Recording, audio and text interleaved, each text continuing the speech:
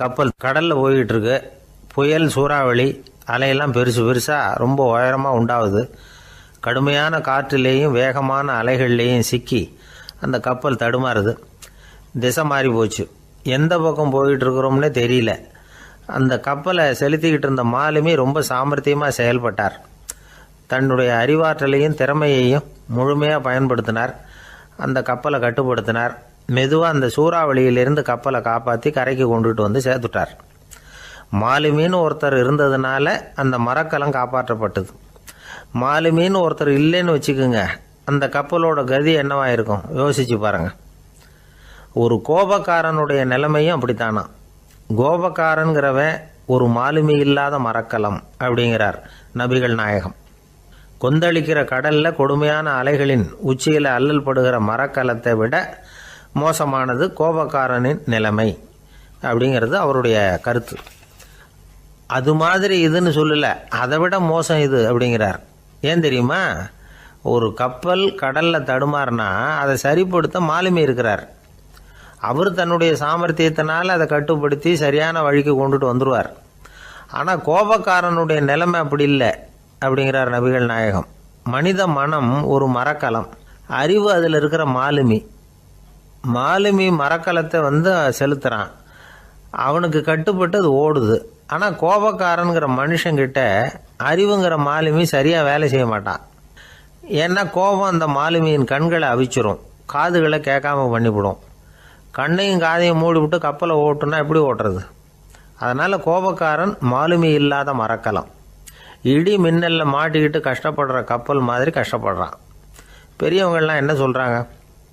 உனக்கு கெடுதல் பண்ணவனுக்கும் நீ நன்மையை செய், எவருடைய விருப்பு வெறுப்பையும் பொருட்படுத்தாதே. பரம எதிரிக்கும் நீ நன்மை செய்ய ஆரம்பித்தா உன்னுடைய தூய நிலையை பார்த்துட்டு அவனும் உனக்கு நெருக்கமான நண்பனாக ஆயிடுவான். இதுதான் பெரியவங்க நமக்கு சொல்லியிருக்கிறது. புனித குரான் சொல்கிறது என்ன? தீமையை நன்மையை கொண்டே நீர் தடுத்து கொள்ளும் அப்படின்னு சொல்லப்பட்டிருக்கு. அதில் இன்னா செய்தாரை ஒருத்தல் அவர் நாண நன்னயம் செய்து விடல் அப்படிங்கிறார் திருவள்ளுவர். செல்வந்தர் ஒருத்தர்கிட்ட ஒரு சிறுவன் ஆடு மேய்ச்சிக்கிட்டு இருந்தானா. பெரியவர் அவனை கூப்பிட்டு, நீ நேராக போய் ஒரு ஆட்டில் உள்ள ரொம்ப நல்ல பகுதி எதுவோ அதை எடுத்துக்கிட்டு வா அப்படின்னாரான். இவன் போனான். ஒரு ஆட்டு உடம்புல இருந்த நாக்கு, இருதயம், இது ரெண்டையும் எடுத்துகிட்டு வந்து கொடுத்தானான். பெரியவர் வாங்கி பார்த்தார். அதுக்கப்புறம் இப்போ நீ போய் இன்னொரு ஆட்டில் இருக்கிற ரொம்ப கெட்ட பகுதி எதுவோ அதை எடுத்துகிட்டு வா அப்படின்னாரான். இவன் போய் எடுத்துகிட்டு வந்தான். அவன் கையில் இருந்தது மறுபடியும் அதே மாதிரி நாக்கு, இருதயம், இது ரெண்டும் தான். என்னது இப்பவும் அதையே கொண்டுட்டு வந்திருக்கிற அப்படின்னாரான் பெரியவர். இவன் சொன்னானா, ஒரு உடம்புல உள்ள ரொம்ப நல்ல பொருளும் இதுதான், ரொம்ப கெட்ட பொருளும் இதுதான் அப்படின்னானா. இளம் வயசில் இப்படி பதில் சொன்னவர் தான் பேரறிஞர் லுக்மானுல் ஹக்கீம் அவர்கள். கோபப்படாமல் இருந்தால் இது ரெண்டும் நல்லா வேலை செய்யும், கோபப்பட்டால் இது ரெண்டும் மோசமாக வேலை செய்யும். அதை புரிஞ்சுக்கிறதுக்காகத்தான் இன்றைக்கி இந்த தகவல். கோபம் வந்துட்டால் நாம் என்ன செய்கிறோங்கிறது நமக்கே தெரியாது. ஒருத்தர் டாக்டர்கிட்ட போனார் அவசரமாக. டாக்டர், எனக்கு இப்போ கடுமையான கோப வெறி, எனக்கு கண்ணு மண்ணு ஒன்றும் புரியல, உடனடியாக அதை கட்டுப்படுத்தணும், உடனே இதுக்கு ஏதாவது ஒரு மாத்திரை கொடுங்க ப்ளீஸ் அப்படின்னார். அந்த டாக்டரும் உடனே ஒரு மாத்திரையை கொடுத்து, இதை உடனே போடுங்க, நான் தண்ணி கொண்டுகிட்டு வரேன்னு உள்ளே போனார். தண்ணியோடு திரும்பி வந்தார். இவர் சொன்னார், டாக்டர், நீங்கள் கொடுத்த மாத்திரை ரொம்ப பெருசாக இருந்தது, இருந்தாலும் கஷ்டப்பட்டு முழுங்கிட்டேன்னார். டாக்டர் சந்தேகத்தோடு மேசையை பார்க்குறார். பார்த்தா மாத்திரை அங்கேயே இருக்குது, பேப்பர் வெயிட்டை காணலை.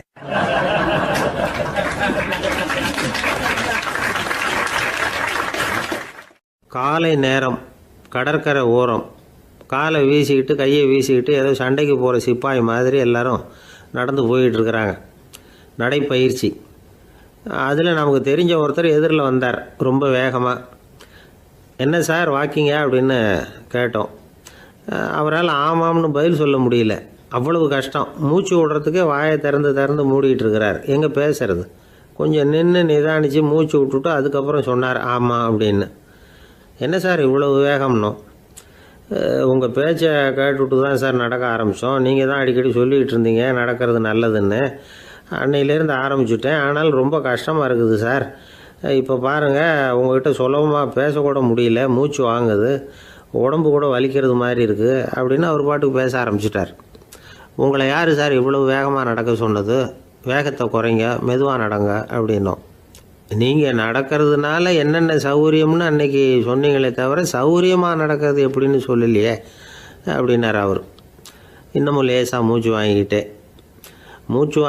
சொன்னால் கூட இவர் சொல்கிறதுலேயே ஒரு நியாயம் இருக்குது. அதனால் இந்த நடைப்பயிற்சி பண்ணுறவங்க கவனிக்க வேண்டிய சில முக்கியமான குறிப்புகள் இருக்குது. அது என்னென்னங்கிறத அவங்க தெரிஞ்சுக்கணும். அது தெரிஞ்சு வச்சுக்கிறது நல்லது. இதெல்லாம் மருத்துவ நிபுணர்கள் சொல்கிற குறிப்புகள். அவங்க என்ன சொல்கிறாங்க தெரியுமா? உங்கள் வயசு 40க்கு மேலேயா? உங்கள் எடை இருக்க வேண்டியதை விட 10 கிலோ அதிகமாக இருக்குதா? நீங்கள் புகை பிடிக்கிறவரா? இதய நோய், இரத்த நாள நோய், உயர் இரத்த அழுத்தம் இப்படி ஏதாவது உங்களுக்கு உண்டா? அப்படின்னா நீங்கள் உங்கள் இஷ்டத்துக்கு வரிஞ்சு கட்டிக்கிட்டு நடைப்பயிற்சி பண்ண ஆரம்பிச்சிடாதீங்க. முதல்ல ஒரு மருத்துவ பரிசோதனை பண்ணிக்கோங்க, அதுதான் நல்லது அப்படின்னு அவங்க சொல்கிறாங்க. நடக்கிறப்போ, உடற்பயிற்சி செய்கிறப்போ மார்பு பகுதியில் அல்லது வேறு எங்கேயாவது தொடர்ந்து வலி இருந்ததுன்னா பயிற்சியை நிறுத்திவிட்டு டாக்டரை போய் பார்க்கணும்.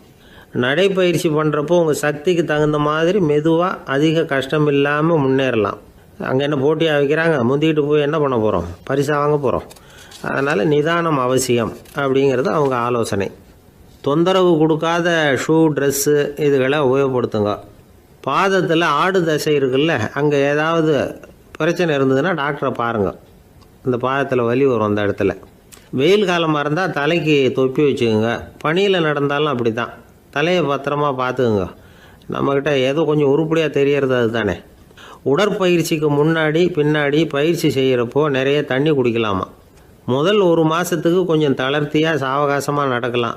மணிக்கு 3 அல்லது 4 கிலோமீட்டர் வேகம்னு வச்சுங்களேன். அதுக்கப்புறம் வேகத்தை அதிகப்படுத்தலாம். மணிக்கு 6 அல்லது 8 கிலோமீட்டர் அளவுக்கு நடக்கலாம். நல்லா கையை வீசிக்கிட்டு நடக்கணும். மூச்சு விடுற எண்ணிக்கை அதிகரிக்கணும். இது மாதிரி ஒரு 30 நிமிஷம் நடக்கலாம். தனியாக நடந்து போகிறதுக்கு உங்களுக்கு என்னமோ மாதிரி இருக்குதா? கூட யாரையாவது சேர்த்துக்குங்க. ஒரு குரூப்பாக சேர்ந்து போகலாம். நடக்கிறதுங்கிறத ஒரு சந்தோஷமான சமாச்சாரமாக ஆக்கிக்கணும். தினம் இப்படி நடக்க வேண்டி இருக்குதே அப்படின்னு புலம்பிக்கிட்டே போகக்கூடாது. சில பேர் நடக்கிறப்போ கடந்த காலத்தை அசை போட்டுக்கிட்டே போவாங்க. சில பேர் வருங்காலத்தை அசை போட்டுக்கிட்டே போவாங்க. சில பேர் முக்கியமான திட்டம்லாம் இப்படி நடக்கிறப்போ தான் தீர்மானம் பண்ணுவாங்க. நடக்கிறதுனால மன இறுக்கம் குறையுது, பரபரப்பு குறையுது, மன ஆற்றல் பெருகுது, தன்னம்பிக்கை வளருது, முதுமை தள்ளி போகுது, செயல்திறன் அதிகரிக்குது. இதை தவிர உடம்புக்கும் பல விதமான சௌகரியங்கள் ஏற்படுது. அதனால் இது வரைக்கும் நடக்க ஆரம்பிக்காதவங்க இனிமேல் இந்த குறிப்புகளை கவனத்தில் வச்சுக்கிட்டு நடக்க ஆரம்பிச்சுடலாம். சார்லஸ் லேம்ப் அப்படின்னு ஆங்கில இலக்கிய மேதை ஒருத்தர், அவர் ஒரு தரம் உடம்பு சரியில்லைன்னு டாக்டர்கிட்ட போனாராம். டாக்டர் அவரை பார்த்துட்டு, நீங்கள் தினமும் காலையில் வெறும் வயத்தில் நடக்கணும் அப்படின்னாராம். வெறும் வயத்தில் நடக்கிறதுக்கு நான் தயார், ஆனால் வயிறு கிடைக்கணுமே சார். யார் வயத்து மேலே நடக்கிறது டாக்டர் அப்படின்னு கேட்டாராம் இவர்.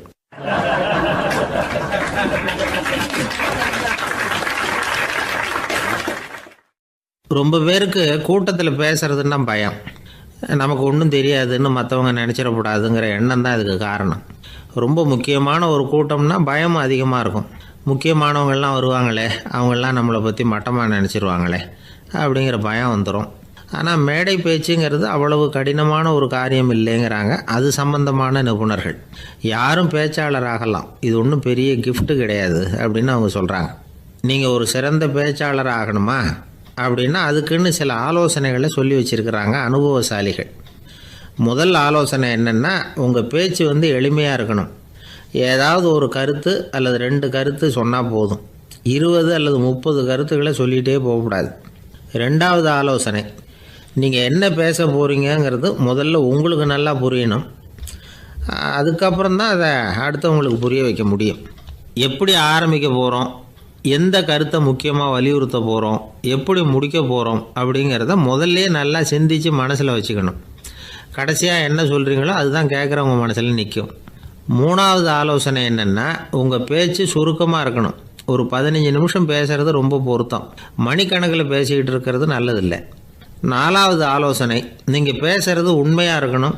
உங்களுக்கு உண்மையான அனுபவங்கள் இருக்கும், அதை சொல்லலாம். உங்களுடைய உண்மையான அனுபவங்களை மற்றவங்களோட பகிர்ந்துக்கணும், அதுதான் முக்கியம். 5வது ஆலோசனை, ஆரம்பத்தில் கொஞ்ச நேரம் உங்களை பற்றியும் எதிரில் உள்ளவங்களை பற்றியும் சம்மந்தப்படுத்தி ஏதாவது பேசி ஒரு நெருக்கத்தை ஏற்படுத்திக்கணும். ஒவ்வொருத்தரும் இப்போ இவர் பேச போகிறது நம்ம சம்மந்தப்பட்டது அப்படின்னு நினைக்க ஆரம்பிச்சிருவாங்கல்ல, அதுக்கப்புறம் அவங்க கேட்க தயாராகிட்டாங்கன்னு அர்த்தம். எதிரில் உட்காந்துருக்கிற கூட்டத்திலேருந்து 3 பேரை தேர்ந்தெடுங்க. அதாவது வலது பக்கம் ஒருத்தர், நடுவில் ஒருத்தர், இடது பக்கம் ஒருத்தர். அதாவது உங்களை ரொம்ப கனிவாகவும் ஆர்வமாகவும் பார்க்குறவராக பார்த்து தேர்ந்தெடுத்துங்க. மனசுக்குள்ளே நீங்கள் பேசும்பொழுது என்ன பண்ணணும்னா, இவங்களை நேருக்கு நேராக மாறி மாறி பார்த்துக்கிட்டே பேசுனீங்கன்னா நீங்கள் ஏதோ ஒட்டுமொத்த கூட்டத்தையும் பார்த்து பேசுகிறதாக ஒரு உணர்வு அது ஏற்படுத்திவிடும். 6வது ஆலோசனை என்னென்னா, சொற்பொழிவுன்னா நீங்கள் பேசணும், படிக்கக்கூடாது. எழுதி படிக்கிறது நல்லா இருக்காது. குறிப்புகள் வேணும்னா வச்சுக்கலாம். படிக்கிறது பேப்பர்லேருந்து வர்றது மாதிரி இருக்கும், பேசுகிறது இதயத்திலேருந்து வர்றது மாதிரி இருக்கும். அப்புறம் 7வது ஆலோசனை சொல்கிறாங்க. அது என்னென்னா, மேடையில் ஏறி நின்ன உடனே இயல்பாக மூச்சை இழுத்து விட்டுங்க, இயல்பு நிலைக்கு வாங்க, அதுக்கப்புறம் இயல்பாக பேச ஆரம்பிக்கலாம் அப்படிங்கிறாங்க.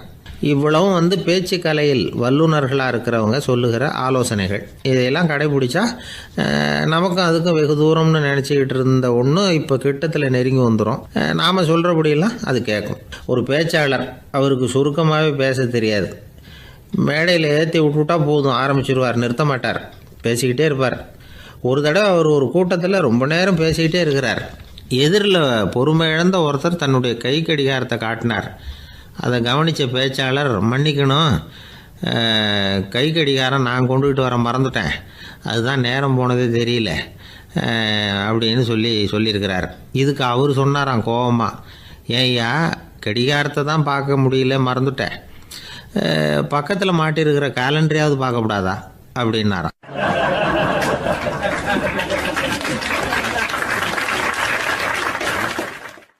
தானத்தில் சிறந்தது எது அப்படின்னு ஒரு கேள்வியை கேட்டு, தானத்தில் சிறந்தது நிதானம் அப்படின்னு அதுக்கு ஒரு பதிலும் சொல்கிறவங்க உண்டு. நிதானம் ரொம்ப அவசியம், அதுவும் இன்றைய உலகத்துக்கு ரொம்ப அவசியம். இன்றைக்கி உலகம் ரொம்ப பரபரப்பாக போய்கிட்டு இருக்குது. பொறுமையாக இருக்கணும்னு நினைக்கிறவங்களால கூட அப்படி இருக்க முடியறதில்ல. பொறுமையை சோதிக்கிறது மாதிரி பல சம்பவங்கள், அதையெல்லாம் சந்திச்சே தீர வேண்டியிருக்குது. எங்கே போனாலும் க்யூவில் நிற்க வேண்டியிருக்குது, எங்கே போனாலும் காத்துக்கிட்டு இருக்க வேண்டியிருக்கு. ஆஃபீஸ்லேயோ வீட்லேயோ கூட நீங்கள் நிதானமாக பொறுமையாக நடந்துக்க தெரியலன்னா உங்களுக்கு சிடுமூஞ்சி, முசுடு இப்படிலாம் பேர் வச்சுருவாங்க. அது உங்களுக்கு தேவையா? சரி, வாழ்க்கையில் பொறுமைசாலின்னு பேர் வாங்கிறதுக்கு என்ன வழி? முதல் பாயிண்ட், நீங்கள் நினைக்கிறது, எதிர்பார்க்கறது, செய்கிறது எல்லாமே 100% கரெக்டாக நடக்கணும்னு ஆசைப்படக்கூடாது. எதுவாக இருந்தாலும் அதில் ஓரளவுக்கு தவறு நடக்கலாம் அப்படிங்கிறத எதிர்பார்த்தே இருக்கணும். ஓரளவுக்கு அதை அனுமதிக்கணும். ஒரு நண்பரை 6 மணிக்கு ஒரு இடத்துக்கு வர சொல்லியிருக்கிறீங்க, 6 மணிக்கு அவர் வரலை, உடனே பொறுமை இழந்து நடந்துக்கக்கூடாது. ஒரு 10 நிமிஷம் டிலே ஆகலாம். ஒரு வர்ற வழியில் பஸ்ஸு கூட ஏதாவது டிராஃபிக்கில் மாட்டியிருக்கலாம். அதெல்லாம் எதிர்பார்த்தே கொஞ்சம் காத்திருக்கிறதுல ஒன்றும் தப்பு இல்லை. சில சமயம் டிலே ஆகிறது கூட நல்லதாக முடியும். ஒரு பஸ்ஸை தவற விட்டுட்டு, ஐயோ கொஞ்சம் ஒரு 2 நிமிஷம் முன்னாடி வந்திருந்தா பிடிச்சிருக்கலாமே அப்படின்னு தவிச்சிக்கிட்டு இருப்பாங்க சில பேர். அடுத்தபடியாக வர்ற பஸ்ஸு நேரடியாக நீங்கள் போக வேண்டிய இடத்துக்கே கொண்டு போய் விடுற பஸ்ஸாக கூட இருக்கலாம். அது உங்களுக்கு முன்னாடி தெரியாதுல்ல. சில நெருக்கடியான சூழ்நிலைகளை தமாஷா எடுத்துக்கிறதுக்கு பழகிக்கணும். சில இடங்களுக்கு போகிறப்ப காத்திருக்கிறதுக்கு நம்ம மனசை தயார்படுத்திக்கிட்டே போகணும். ஒரு ரயிலுக்கோ பஸ்ஸுக்கோ அல்லது விமானத்துக்கோ கப்பல் பிரயாணத்துக்கோ போகிறப்போ அங்கே போய் நீங்கள் மணிக்கணக்கில் கூட காத்துக்கிட்டு தான் இருக்கணும். புறப்படுற நேரம் கூட மாறலாம். நீங்கள் போய் சேர்ந்ததும் அது உடனே புறப்படணும்னு கட்டாயமாக என்ன? அது மாதிரி சமயத்தில் படிக்கிறதுக்குன்னு சில சுவாரஸ்யமான புத்தகங்களையும் கையில் எடுத்துக்கலாம். உங்களை சுற்றி எவ்வளவோ சுவாரஸ்யமான சம்பவங்கள் நடந்துக்கிட்டு இருக்குதுல்ல, அதையெல்லாம் வேடிக்கை பாருங்கள். எதுக்காக காத்துக்கிட்டு இருக்கிறோமோ அந்த காரியத்தில் உண்மையாகவே நமக்கு ஒரு அக்கறை இருந்தால் நமக்கு போர் அடிக்காது. சில கோயில்களில் பார்த்துருப்பீங்க, தரிசனத்துக்காக பக்தர்கள் நாள் கணக்கில் காத்துக்கிட்டு இருப்பாங்க. அவங்களெலாம் அழுத்துக்கிறது இல்லை. ஆண்டவனை தரிசிக்கணுங்கிற உண்மையான அக்கறை இருக்கிறதுனால அவங்களுக்கு போர் அடிக்கிறது இல்லை. ஆனால் சில சினிமா தியேட்டரில் கூட பார்க்கலாமே, சினிமா கியூ கூட அப்படி தான். சாயந்தரம் 6 மணி ஆட்டத்துக்கு காலம்பரம் 6 மணிக்கே போய் கூட காத்துக்கிட்டு இருப்பாங்க. அவங்களுக்கெல்லாம் போர் அடிக்காது, படம் பார்க்குற ஆர்வம். இன்னொரு முக்கியமான விஷயத்தை நாம் பழக்கப்படுத்திக்கணும். லிவ் ஃபார் தி மூமெண்ட் அப்படிங்கிறாங்க நிபுணர்கள். ரொம்ப பேர் எப்படின்னா அடுத்தபடியாக நடக்க போகிற விஷயத்திலேயே கவனமாக இருப்பாங்க. அந்த நினைப்புலேயே இந்த நிமிஷத்தை பொறுமை இல்லாமல் கழிப்பாங்க. ஒருத்தர் இருக்கார், அவர் எப்படின்னா ஆஃபீஸ் முடியறதுக்குள்ளேயே சார் 5 மணிக்கெல்லாம் ரெடியாக இருங்க, நாம் அந்த ஹோட்டலில் போய் டிஃபன் சாப்பிட்ணும் அப்படின்னு 4 மணிலேருந்து சொல்லிகிட்டு இருப்பார். 4:55 பரபரப்பாக ஓடி வருவார். 2 பேரும் புறப்படுவோம், ஹோட்டலுக்கு போவோம், சாப்பிட்டுக்கிட்டு இருப்போம். அப்படி சாப்பிட்டுட்டு இருக்கிறப்ப சார் சாப்பிட்டு முடித்ததும் நேராக ஒரு ஜவுளி கடைக்கு போகிறோம் அப்படிம்பார். பரபரக்க சாப்பிட்டு முடிப்பார், புறப்படுவார். ஜவுளி கடையில் அவசரமாக சீக்கிரம் பில் போடுங்க சார், சினிமாவுக்கு நேரம் ஆகிடும்பார். சினிமா தியேட்டரில் உட்காந்து அடுத்தபடியாக எங்கே டின்னர் சாப்பிட்றதுன்னு யோசனை பண்ணிகிட்டு இருப்பார். ராத்திரி படுக்கையில் விழுந்ததுக்கு அப்புறமும் நாளைக்கு காலையில் எழுந்திரிச்சதும் அதை பண்ணணும் இதை பண்ணணும்னு திட்டம் போட்டுக்கிட்டே இருப்பார். அதாவது எப்போவும் அடுத்த நிமிஷம், அடுத்த நாள், அடுத்த வாரம், அடுத்த வருஷம், இதுதான் அவங்க சிந்தனை. இந்த நிமிஷம் என்ஜாய்மெண்ட்டை அவங்க இழந்துடுறாங்களாம். அதனால தான் வாழ்நாள் பூரா பொறுமையின்மை, அவஸ்தை, அல்லல். அதனால் நாம் எல்லோரும் வாழ்க்கையில் நிதானமாக இருக்கிறதுக்கு கற்றுக்கணுமா. அதுக்காக இந்த நிதானத்துக்கு வேறு விதமான அர்த்தம் பண்ணிக்கக்கூடாது. ஒருத்தர் அப்படித்தான் ஒரு தடவை அவருடைய குதிரை காணாமல் போயிட்டு தான். அதுக்காக அவர் கவலைப்படலை, நிம்மதியாக இருந்தார், சந்தோஷமாக இருந்தார். என்ன சார் இது, உங்கள் குதிரை திருட்டு போயிட்டுதுங்கிறீங்க, நீங்கள் கவலைப்படாமல் இருக்கிறீங்களே அப்படின்னு கேட்டாங்களாம். அதுக்கு அவர் சொல்லியிருக்கார், நல்ல வேலை சார், கட்டியிருந்த குதிரை காணாமல் போயிருக்குது. நான் அது மேலே உட்காந்துருக்கிற சமயம் அது காணாமல் போயிருந்ததுன்னா, திருட்டு போயிருந்ததுன்னா நானும் சேர்ந்தில் காணாமல் போயிருப்பேன் அப்படின்னாராம். எவ்வளவு நிதானமான ஆள் பாருங்கள்.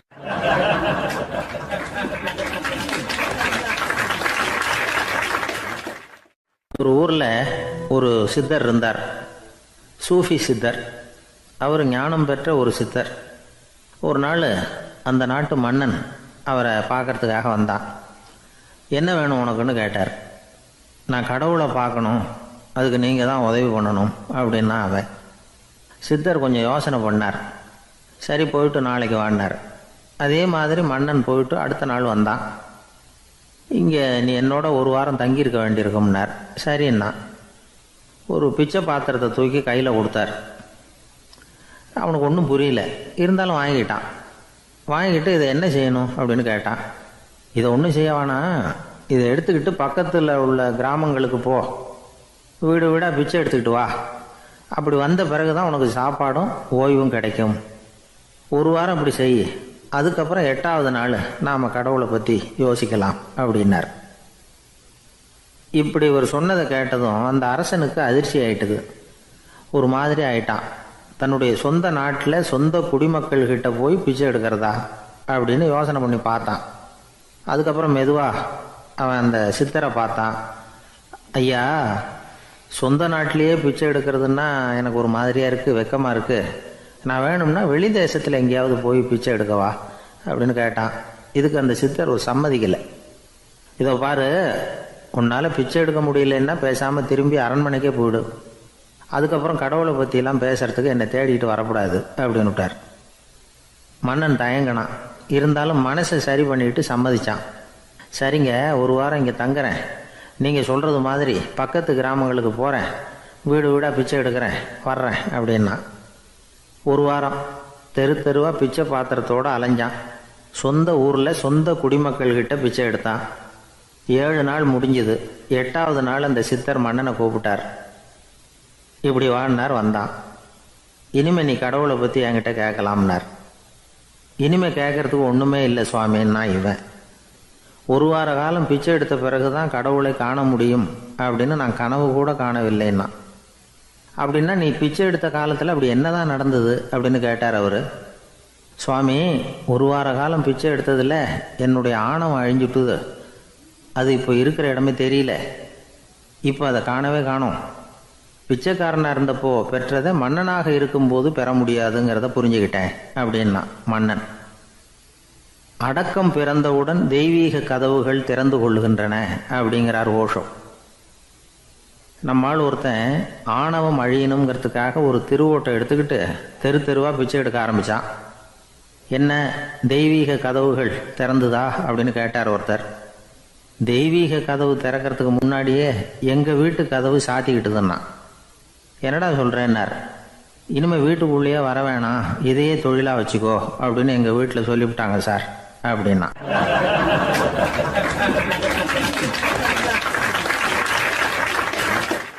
ஒரு ஊரில் ஒரு மன்னர் இருந்தார்.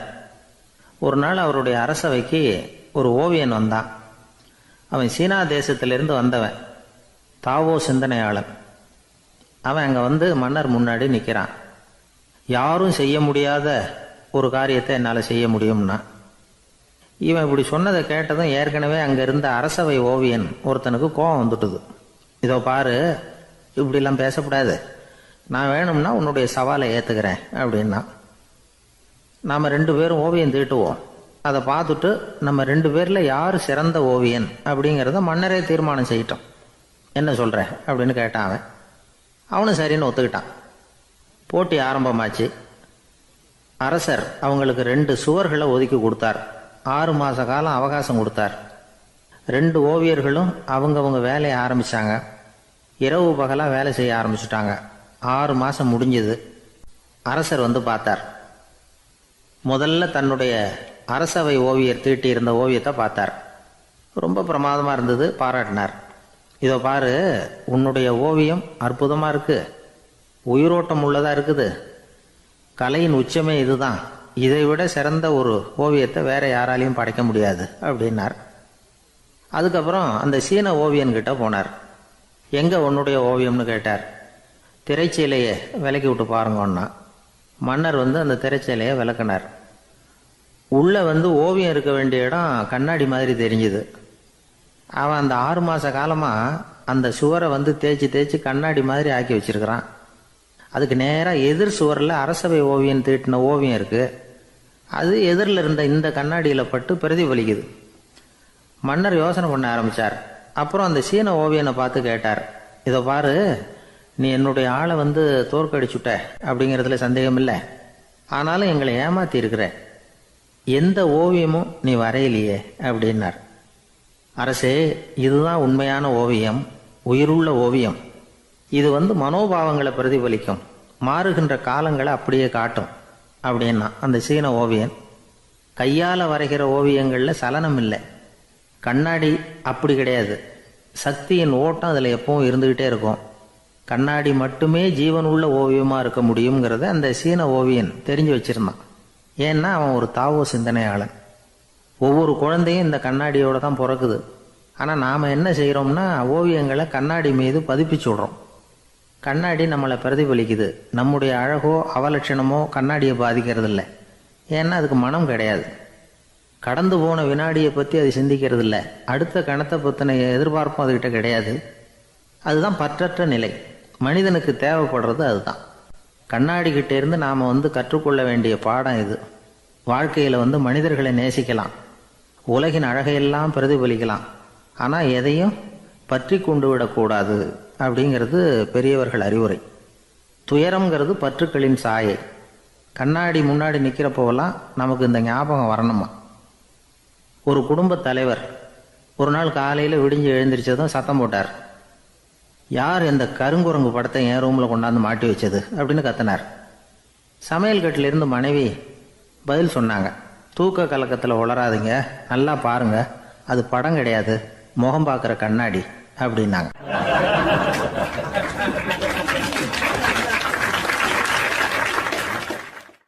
அர்ஜுனன் கேட்ட கேள்விக்கெல்லாம் பகவான் கண்ணன் வந்து பதில் சொன்னார். அதுக்கு பேர் பகவத்கீதை. அதே மாதிரி உத்தவன் கேட்ட கேள்விக்கும் அவர் பதில் சொல்லியிருக்கிறார். அதுக்கு என்ன பேருனா உத்தவ கீதைன்னு பேர். அது சரி, உத்தவன்னா யார்? கண்ணனுக்கு சின்ன வயசுலேருந்தே தேர் ஓட்டிக்கிட்டு இருந்தவன் அவன் தான். குருஷேத்திர போர் முடிஞ்சது. அதர்மத்தை அழித்து தர்மத்தை நிலைநாட்டி தர்மனுக்கு முடிச்சு விட்டினார் கண்ணபிரான். அதுக்கப்புறம் துவாரகைக்கு திரும்பினார். தான் வந்த காரியம் முடிஞ்சது. அதனால் இளமையிலிருந்தே தனக்கு தேரோட்டியாக இருந்து வந்த உத்தவனை கூப்பிட்டார். இதை பாருப்பா, உனக்கு வேணுங்கிறத கேளுன்னார். அவன் தனக்குன்னு எதையும் கேட்குறதுக்கு ஆசைப்படலை. இருந்தாலும் கேள்வி கேட்குறதில்ல அவன் ரொம்ப கெட்டிக்காரன். அதனால் கேட்க ஆரம்பித்தான். பரந்தாமா, ராஜசூய யாகத்துக்கு தர்மனை கூப்பிட்டு தன்னுடைய அரண்மனையில் விருந்து வச்சான் துரியோதனை. அதுக்கப்புறம் சூதாட்டத்துக்கு கூப்பிட்டான். தர்மன் வந்து தோல்வி அடைகிற மாதிரி பண்ணிவிட்டான். நீங்கள் தான் முக்காலமும் உணர்ந்தவராச்சே, சூதாட்டத்தில் தர்மர் ஜெயிக்கிறது மாதிரி பண்ணியிருக்கக்கூடாதா? இந்த பகடைக்காயை உருட்டுறப்போ நீங்கள் எதிர்பார்த்தது விழற மாதிரி பண்ணியிருக்கலாமே. சரி, அதுதான் இல்லை. வேடிக்கை பார்த்துக்கிட்டு இருந்த பீமன், அர்ஜுனன், நகுலன், சகாதேவன் இவங்களையும் பணையம் வச்சு ஆடுறப்போவாவது காப்பாற்றிருக்கலாம். அதையும் நீங்கள் செய்யலை. பாவம் அந்த அவல பொண்ணு, ஒன்றும் புரியாத ஒன்றும் தெரியாத அந்த உன்னுடைய சகோதரி திரௌபதி, அந்த பொண்ணை துச்சாதனன் இழுத்துக்கிட்டு துகில் உரிகிற கட்டத்தில் காப்பாற்றினியே. இது நியாயமா, முறையா, அறமா? இதுதான் உத்தவன் கேட்ட கேள்வி. இதுக்கு பரந்தாமன் பதில் சொல்கிறார். அப்படி கேள் உத்தவா. தருமனை துரியோதனன் சூதாட அழைக்கும் பொழுது என்ன சொன்னான் தெரியுமா? நான் பணையம் வைக்கிறேன், எனக்கு பதிலாக என்னுடைய மாமன் சகுனி பகடக்காய்களை உருட்டுவான்னு சொன்னான். உடனே தருமன் எனக்கு பதிலாக என்னுடைய மைத்துனன் கண்ணன் பகடக்காய்களை உருட்டுவான்னு சொல்லியிருக்கலாமே. அப்படி சொல்லலை. என்ன செஞ்சான் தெரியுமா? துரியோதனன் கூட சூதாட்டத்துக்கு சம்மதிச்சிட்டோம், கடவுளே இது என்னுடைய மைத்துனன் கண்ணபிரானுக்கு தெரியக்கூடாது அப்படின்னு வேண்டிக்கிட்டான்.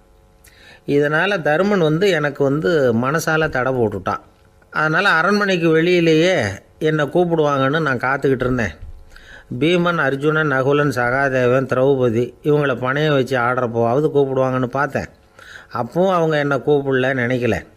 திரௌபதியை துச்சாதனன் கூந்தலை பிடிச்சி இழுக்கிறான். அப்போ கூட அவள் தன்னுடைய உடல் பலத்தால் தடுக்கிறதுக்கு முயற்சி பண்ணாலே தவிர என்ன நினைக்கல. துரியோதனன் சபைக்கு இழுத்து செல்லப்பட்ட திரௌபதி அறநூல்களையும் அரச நீதிகளையும் சொல்லிக்கிட்டு இருந்தாலே தவிர என்ன நினச்சே பார்க்கல. துகில் உரிகிற கட்டத்தில் தான் ஹரி ஹரி கண்ணா பரந்தாமன்னு கூப்பிட்டா. அதனால தான் அப்போ போய் நான் காப்பாற்றினேன் அப்படின்னா பரந்தாமன். அப்படின்னா நீ அழைச்சாதான் போவியா, நீயா போக மாட்டியா அப்படின்னு கேட்குறான் உத்தவன். ஆமாம், நான் கூப்பிட்டா தான் போவேன். மனிதர்கள் செய்யக்கூடிய செயல்களையெல்லாம் அவங்கவுங்க போக்கிலேயே விட்டுட்டு வேடிக்கை பார்த்துக்கிட்டு இருப்பேன். நான் குறுக்கிட்டு ஒன்றுமே செய்ய மாட்டேன் அப்படின்னா பரந்தாமன். மனுஷன் தவறு பண்ணுனா திருத்த மாட்டியா, சும்மா பார்த்துக்கிட்டு தான் உட்காந்துருப்பியா அப்படின்னு கேட்குறான் உத்தவன். நான் மனுஷனுடைய உள்ளத்தில் இருக்கிறப்போ என் எதிரில் மனுஷன் தவறு பண்ண மாட்டான் அப்படின்னு ஆனா கண்ணன். அதாவது யார் நினைக்கிறாங்களோ அவங்க உள்ளத்துலலாம் அவன் இருக்கிறான். அப்படி இருக்கிறப்போ தவறு செய்ய மனுஷன் அஞ்சுவான்.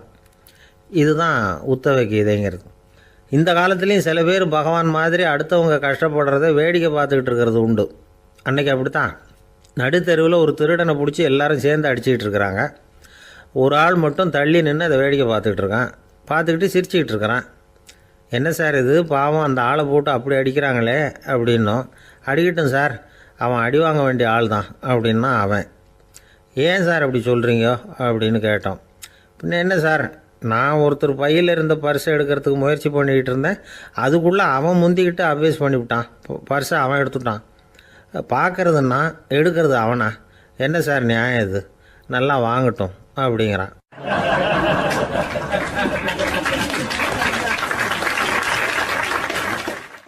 ஒரு பள்ளிக்கூடம் வகுப்பு நடந்துக்கிட்டு இருக்கு. ஆசிரியர் பாடம் நடத்திக்கிட்டு இருக்கிறார். நடத்தி முடித்த உடனே கேட்டார், மாணவர்களே, இதுவரைக்கும் நான் நடத்தின பாடத்தில் உங்களுக்கு ஏதாவது சந்தேகம் இருக்கா அப்படின்னு கேட்டார். அப்புறம் ஒவ்வொருத்தராக கேட்டார். ஒரு மாணவன் எழுந்திருச்சான். சார், எனக்கு சந்தேகம் எதுவுமே இல்லைன்னா. ஏன்னு கேட்டார். ஏன்னா எனக்கு நீங்கள் நடத்தின பாடம் தெளிவாக புரிஞ்சுட்டுது, அதனால் சந்தேகம் வரலன்னா. இன்னொரு மாணவன் எழுந்திருச்சான். சார், எனக்கும் சந்தேகம் எதுவும் இல்லைன்னா. ஏண்டான்னு கேட்டார். ஏன்னா எனக்கு நீங்கள் நடத்தின பாடம் எதுவுமே புரியல, அதனால் சந்தேகம் வரல அப்படின்னா. இந்த இடத்துல நாம் கொஞ்சம் சிந்திச்சு பார்க்கணும். இந்த உலகத்தில் எல்லாம் புரிஞ்ச ஒருத்தனுக்கும் சந்தேகம் வராது, எதுவுமே புரியாத ஒருத்தனுக்கும் சந்தேகம் வராது. அறகுறையாக புரிஞ்சுக்கிட்டவன் இருக்கான் பாருங்க, அவனுக்கு தான் அடிக்கடி சந்தேகம் வரும். ஆக மாணவர்களை இந்த 3 வகையாக பிரிக்கலாம். அதே மாதிரி தான் மனிதர்களையும் 3 வகையாக பிரிக்கிறாங்க ஆன்மீகவாதிகள். ஒரு ஆன்மீக பெரியவர் என்ன சொல்கிறார் தெரியுமா? இந்த உலகத்தில் 3 வகையான மனிதர்கள் இருக்கிறாங்களாம். முதல் வகை எப்படி தெரியுமா? இவங்களுக்கு எதையும் தெரிஞ்சுக்கணுங்கிற அவசியமே கிடையாது. ஏன்னா அவங்களுக்கு எல்லாமும் தெரியும். இவங்க ஞானத்தின் முழு வடிவாக இருக்கிற காரணத்தினால அவங்களுக்கு எந்த சந்தேகமும் இல்லை, எந்த கேள்விகளும் கிடையாது. இந்த நிலையில் இருக்கிறவன் கிருஷ்ணன். எல்லாத்துக்கும் விட தெரிஞ்சுக்கிட்ட நிலையில் அவன் விடையாக மாறிவிட்டான் அப்படின்னு சொல்லுவாங்க. 2வது நிலையில் இருக்கிறவன் அர்ஜுனன். இவனுக்கு எப்போ பார்த்தாலும் கேள்விதான், சந்தேகம்தான். பதில் சொல்ல சொல்ல அவனுக்கு இருக்கிற சந்தேகமும் அதிகமாகிக்கிட்டே இருக்கும், குறையவே குறையாது. அர்ஜுனன் மாதிரி உள்ளவங்க எப்பவும் கேள்வி கேட்டுக்கிட்டே இருப்பாங்க. ஒரு கேள்விக்கு விட கிடைச்சுட்டுன்னு வைங்க, உடனே இன்னொரு கேள்வி அவங்ககிட்ட இருந்து வரும். கிருஷ்ணனுடைய நிலை எப்படின்னா அது கேள்விகளே அற்ற ஒரு நிலை. அர்ஜுனனுடைய நிலை எப்படின்னா அது கேள்விகளை தவிர வேறு எதுவும் அற்ற ஒரு நிலை. இவங்களை தவிர இன்னொரு ஆள் இருக்கிறான், அவனுக்கும் கேள்விகள் அற்ற ஒரு நிலை தான். அவன் யாருன்னா துரியோதனன். இவனுக்கு தெரிஞ்சுக்கணுங்கிற எண்ணமே சுத்தமாக கிடையாது. ஆவலே இல்லைங்கிறதுனால அதை புரிஞ்சுக்கணுங்கிற அவசியமும் இல்லை. அதனால் அவனுக்கு கேள்விகள் அற்ற ஒரு நிலையில் அவன் இருந்துகிட்டு இருக்கிறான். எல்லா பதிலும் தெரிந்து கொண்ட நிலையில் கிருஷ்ணனும் கேள்விகள் அற்ற நிலையில் இருக்கிறான். தெரிஞ்சுக்கணுங்கிற ஆவலே இல்லாத துரியோதனனும் கேள்விகள் அற்ற நிலையிலே இருக்கிறான். இப்படியும் இல்லாமல் அப்படியும் இல்லாமல் ரெண்டும் கட்டான நிலையில் இருக்கிறானே, அவன் தான் அர்ஜுனன். அதனால் பெரியவங்கள்லாம் என்ன சொல்கிறாங்கன்னா, இந்த உலகத்தில் அர்ஜுனன்களாக இருக்கிறவங்க ஒன்று துரியோதனனாக மாறிடணும், இல்லைன்னா கிருஷ்ணனாக மாறிடணும். இதை தவிர வேற வாய்ப்பு இல்லை. துரியோதனன் மாதிரி உள்ளது விலங்கு நிலை, கிருஷ்ணன் மாதிரி உள்ளது தெய்வ நிலை. அர்ஜுனன் விலங்காவும் ஆக முடியல, தெய்வமாகவும் ஆக முடியல. இப்படி ரெண்டும் கெட்டானா இருக்கிற வரைக்கும் இந்த கேள்விகளும் பிரச்சனைகளும் இருந்துக்கிட்டே தான் இருக்கும். இதுதான் பெரியவர்கள் சொல்லுகிற அனுபவ உண்மை. ஒரு ஆசிரியர் ரொம்பவும் விரிவாக விளக்கமாக பாடம் நடத்தின பிறகு, மாணவர்களே ஏதாவது சந்தேகம் இருந்தால் கேளுங்கன்னாராம். ஒரு மாணவன் எழுந்திரிச்சான். சார், எனக்கு ஒரு சந்தேகம்னா. என்னன்னு கேட்டார். இது வரைக்கும் என்ன பாடம் சார் நடத்துனீங்க அப்படின்னா அந்த பையன்.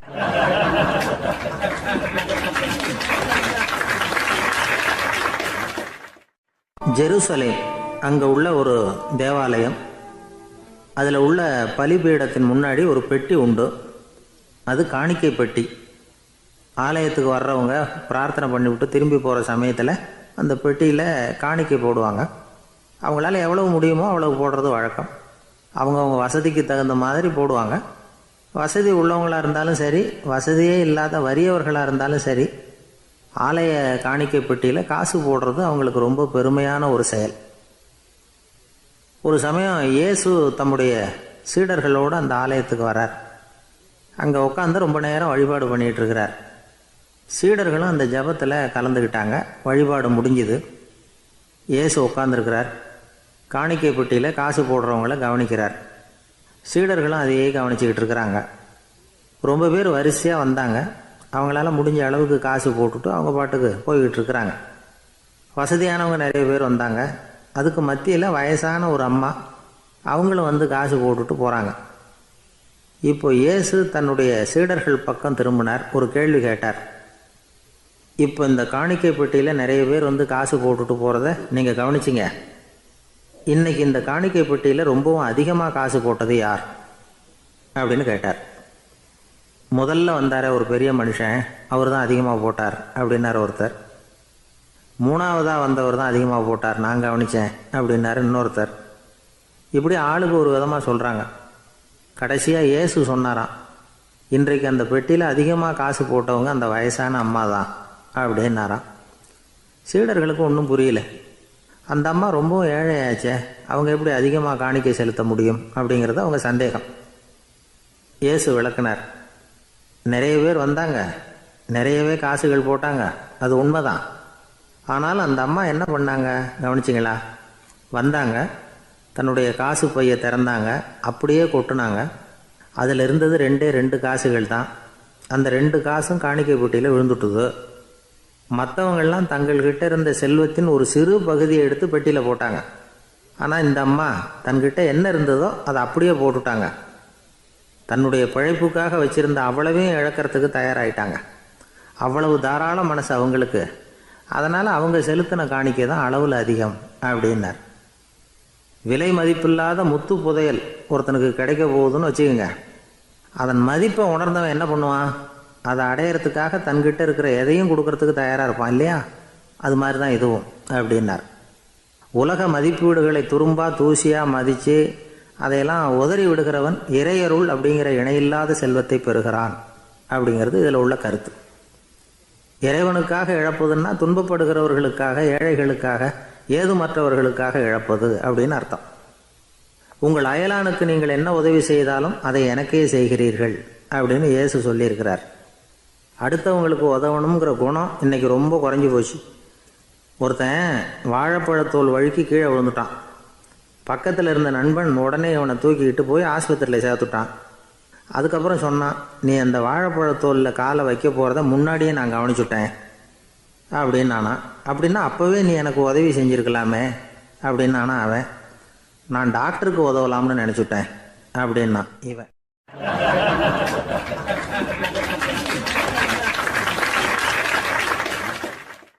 ஒரு ஊரில் ஒருத்தர் இருந்தான். ஏதோ ஒரு சின்ன அலுவலகத்தில் வேலை பார்த்துக்கிட்டு இருந்தான். ரொம்ப ஏழை. வர்ற கொஞ்சம் வருமானத்தை வச்சு வாழ்க்கையை ஓட்டிகிட்டு இருந்தான். ஒரு நாள் தெரு வழியாக அவன் நடந்து வந்துக்கிட்டு இருக்கிறான். தெருவில் ஒரு காசு கிடந்தது. அதை பார்த்துட்டான். அது குனிஞ்சு எடுத்தான். அது ஒரு பழங்கால காசு. அந்த காசு நடுவில் ஒரு துளை இருந்தது. அதாவது துளையிட்ட நாணயம். பழங்காலத்தில் புழக்கத்தில் இருந்த ஒரு நாணயம் அது. துளையிட்ட நாணயம் கிடச்சிதுன்னா ரொம்ப நல்லது, அது அதிர்ஷ்டம் அப்படின்னு ஒரு நம்பிக்கை உண்டு. இவன் கையில் அது கிடைச்சதும் ரொம்ப சந்தோஷப்பட்டான். இனிமேல் என்னுடைய கஷ்டம்லாம் தீரப்போகுது, அதிர்ஷ்டம் என்னை தேடி வரும், நான் பணக்காரன் ஆகிடுவேன் அப்படின்னு சொல்லிட்டு அந்த காசை தன்னுடைய கோட்டு பையில் பத்திரமா போட்டு வச்சுக்கிட்டான். அடிக்கடி அதை தொட்டு பார்த்துக்கிறது உண்டு, வெளியில் எடுக்க மாட்டான். இப்படியே கொஞ்ச காலம் ஆச்சு. அதுக்கப்புறம் என்னாச்சு தெரியுமா? நிஜமாகவே அதிர்ஷ்டம் அவனை தேடி வர ஆரம்பிச்சிட்டுது. செல்வம் வந்து குவிஞ்சுது. பணம், பதவி, புகழ் எல்லாம் வந்து சேர்ந்தது. சமூகத்தில் அவன் ஒரு பெரிய மனுஷன் ஆகிட்டான். எல்லாரும் அவனை பாராட்டினாங்க. அவன் எதை தொட்டாலும் வெற்றி, எல்லாம் அந்த காசோட மகிமை அப்படின்னு அவன் மனசுக்குள்ளே நினச்சிக்கிட்டான். தினமும் காலையில் அந்த கோட்டை போட்டுக்கிட்டு தான் வெளியில் கிளம்புவான். புறப்படுறதுக்கு முன்னாடி கோட்டு பாக்கெட்டை தொட்டு பார்த்துக்குவான், உள்ளே காசு இருக்கா அப்படிங்கிறத உறுதிப்படுத்திக்குவான். அதுக்கப்புறம் தான் வெளியில் கிளம்புவான். இப்படியே பல வருஷம் ஓடி போச்சு. ஒரு நாள் அவனுக்கு அந்த ஆசை வந்துட்டுது. அதாவது அந்த துளையிட்ட நாணயத்தை எடுத்து கண்ணால் பார்க்கணும் அப்படின்னு. காலையில் சாப்பிட்டுக்கிட்டு இருந்தான். அப்போ தன்னுடைய மனைவிகிட்ட சொன்னான், ரொம்ப நாளைக்கு அப்புறம் என்னுடைய அந்த நாணயத்தை இன்றைக்கி வெளியில் எடுத்து பார்க்க போகிறேன்னா. என்னத்துக்கு அது, இப்போ அதை பார்க்க வேணாமே அப்படின்னு மெதுவாக இழுத்தாங்க அந்த அம்மா. இல்லை நான் பார்த்தே தீரணும் அப்படின்னு அவன் தன்னுடைய சட்டை பைக்குள்ளே கையை விட்டான். உள்ளே இருந்த நாணயத்தை வெளியில் எடுத்தான். பார்த்தா அவனுக்கு ஆச்சரியமாக போச்சு. அந்த நாணயத்தில் தொலையே இல்லை. என்ன ஆச்சு அப்படின்னு சொல்லி அவன் ரொம்ப குழம்பி போயிட்டான். இப்போ அந்த அம்மா சொன்னாங்க, நான் தான் ஒரு நாள் உங்கள் கோட்டு ரொம்பவும் தூசியாக இருக்கேன்னு சொல்லி அதை ஜன்னலுக்கு வெளியில் உதறினேன். உள்ளே இருந்த அந்த காசு அப்போ எனக்கு தெரியாது, ஞாபகத்தில் இல்லை. அது தெருவில் விழுந்துட்டது போல இருக்கு. அதுக்கப்புறம் எவ்வளவோ தேடி பார்த்தேன், கிடைக்கல. அதுக்குள்ளே அதை யாரோ எடுத்துகிட்டு போயிட்டாங்க போல இருக்கு. அது இல்லைங்கிறது உங்களுக்கு தெரிஞ்சால் வருத்தமாக இருக்குமேங்கிறதுக்காக நான் தான் வேற ஒரு நாணயத்தை எடுத்து சட்டை பைக்குள்ளே வச்சுட்டேன் அப்படின்னு விவரத்தை சொன்னாங்க அந்த அம்மா. இது எப்போ நடந்ததுன்னு கேட்டான். உங்களுக்கு அந்த காசு கிடைச்சதே அன்னைக்கு மறுநாளே இது நடந்து போச்சு அப்படின்னாங்களாம். இதை கொஞ்சம் யோசனை பண்ணி பாருங்கள். அவனுக்கு அதிர்ஷ்டத்தை கொடுத்தது அந்த நாணயம் இல்லை, அவனுடைய நம்பிக்கை, அதாவது தன்னம்பிக்கை. அதுதான் வேலை செஞ்சிருக்கு. இதிலிருந்து நாம் தெரிஞ்சுக்க வேண்டியது என்னென்னா, வாழ்க்கையில் முன்னேற நினைக்கிறவங்களுக்கு தன்னம்பிக்கை ரொம்ப முக்கியம். அது இல்லைன்னா முன்னேற முடியாது. ஒருத்தன் சொன்னானா, நான் எப்போவுமே என்ன தான் சார் நம்புவேன், மற்றவங்கள நம்ப மாட்டேன். நேற்றுக்கு பாருங்கள், திடீர்னு 10 பேர் என்னை அடிக்க வந்துட்டாங்க, நான் ஒருத்தனாகவே அதை சமாளித்தேன் அப்படின்றான் ரொம்ப பெருமையாக. அது எப்படின்னு கேட்டாங்களாம். ஒரே ஓட்டமாக அங்கேருந்து ஓடி வந்துட்டேன் அப்படின்னு நானா.